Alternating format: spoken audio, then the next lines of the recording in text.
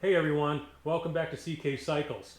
Well, I'm waiting for a few items to show up in the mail so I can continue the CL125 project and really get started on the DT250 project. So today is going to be a shop upgrade day. And what I'm going to address today are my lifts that I use here at the CK Cycles shop. These lifts I think are kind of the traditional harbor freight lifts. I find for the work that I do as like a home hobbyist, these lifts work tremendously well. I actually have two of them here in my shop. I believe that they come with some sort of a wheel clamp or a wheel chock. I'm not really sure because I've never really used them. At one time I did have one of these chocks mounted on this lift and it was bolted on. And I found this wheel chock to be a great chock. I ended up mounting it onto my motorcycle trailer so I could more easily secure motorcycles in the back of that trailer. But I did enjoy using it on this lift. I did run into an issue though with that particular wheel chock on one of these lifts. And the issue I had was its length. Once that lift is mounted and kind of that teetering arm opens up to accept a front wheel of a motorcycle, it really takes up a lot of length real estate on these lifts. And so anytime I needed to work on, say, the front wheel of a motorcycle or try to dismount a wheel to change a tire or something like that, I had to move the bike all the way to the back of the lift in order to get it fully past that chock. And it didn't feel too good to me. And so I'm looking for a little bit of a different solution.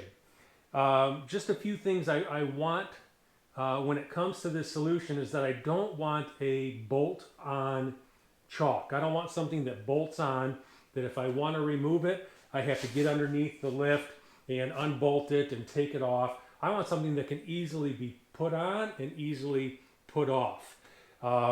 Secondly, I don't want anything that takes up too much space on the actual lift itself. I really just want something at the front of the lift as a wheel stop so I can adequately secure the motorcycle down to the lift by the front tire. And this is going to be my solution that I'm going to try. I swung by the steel yard today and picked up two 4-foot lengths of this 2x2 steel angle iron. Essentially what I'm planning to do is to cut a length of this, probably about 18 inches long, and I'm actually going to weld this down to my lift. I am then going to cut a piece, maybe about 4 to 5 inches long, and mount it vertically on this base piece like this. From there, these two pieces, like I said, will be welded down to my lift. I'm then going to get another piece maybe about 22 to 24 inches long that I will be able to slide down in to that front bracket that I weld onto this base piece. And from there, that longer vertical piece is what the front tire of the motorcycle will be able to rest against as I clamp the motorcycle down. Now I'm going to make this so that it's slidable. You can slide it in and out, and so I can easily remove it.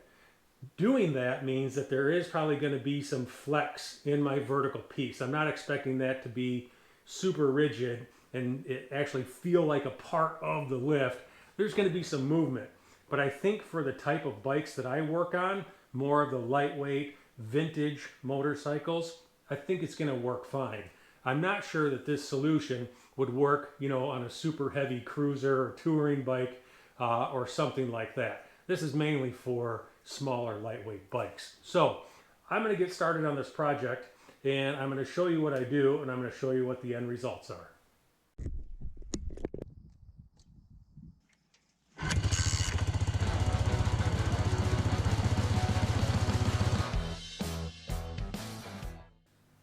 So my overall lift's width is about 26.5 inches.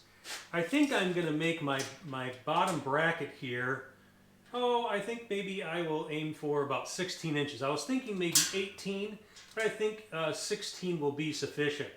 And the reason why I want to do that is I want to have a nice long welded seam. I want to make sure that this bottom plate, this bottom piece here is secured, and I want to try and make it big enough and beefy enough so it won't maybe rock or flex at all. Next, my vertical piece, I'm probably going to make it, I think we're going to start out maybe with 4 inches. I think 4 inches will be sufficient. And then to my top piece, I do want at least maybe 18 inches sticking up above the lift here, but I do want it to extend down and fully into my front bracket. So I think overall, 18, 20, yeah, let's make that 20 inches. That'll give me, well, plus an inch for the lift itself. So actually, I think I'm going to make it 21 inches. And we'll see how that looks.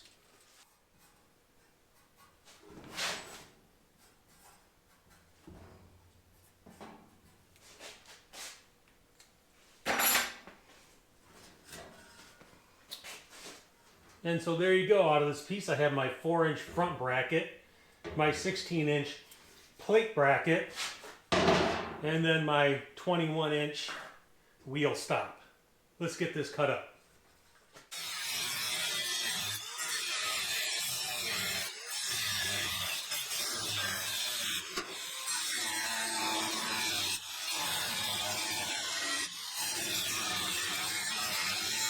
So I have my 3 pieces cut.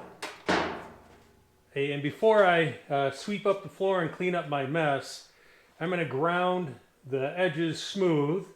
And I also need to mark and grind in where I need to grind off the paint on my lift so I can get a good weld on my base plate.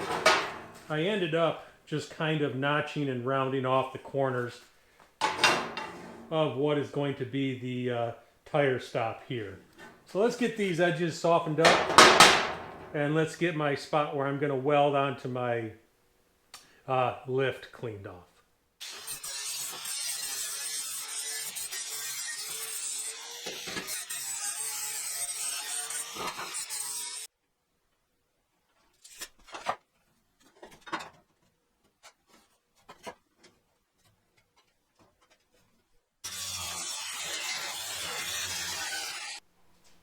I think that's going to work great. I'm going to get my front bracket welded on first, and then we'll weld the base plate on. All right, have my front bracket welded on.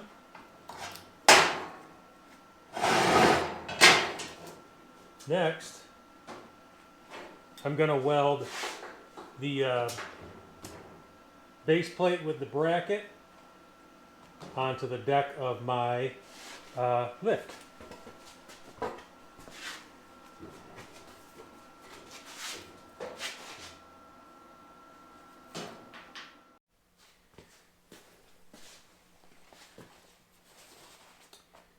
So I welded my base plate here to my lift in 3 linear spots here, and I was able to just do some fill welds on each end, and it's feeling solid. Any flex that's in that is flex that's already in the lift platform itself. Now it's time to fit the actual wheel chock itself. Since these 2 pieces of angle are the same size, and I need this one to nest inside this one, I'm going to have to trim along the edge of the actual wheel chock so it will essentially slide in and fit. I think how well I do trimming and fitting this wheel chock, will definitely impact how much flex and movement is in the wheel chock itself. So I'm going to take my time and do my best to fit this as tightly as possible so I get as little movement as possible. There's my notch. So I really took a lot of time with this fitment because I realized this fitment would influence how much movement I have here in my wheel chock. And well, I'd say it fits pretty good. And there's not a ton of movement in that. Let's get a bike up here on this lift and see how it works.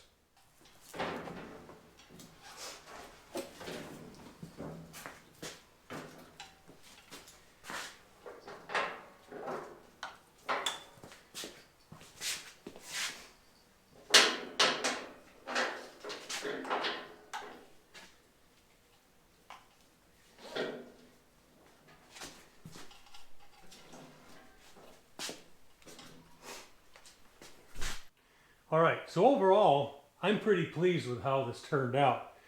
It seems to be very solid, and it is easily removable. Next time I'm at the hardware store, I'll have to pick up a can of red paint and paint it to match the rest of the lift.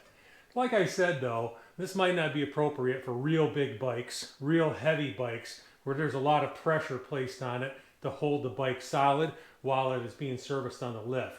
But for the smaller bikes and the more lightweight bikes that I work on generally in my home shop, I think this is going to work perfect. This is Chris for CK Cycles. We'll see you later.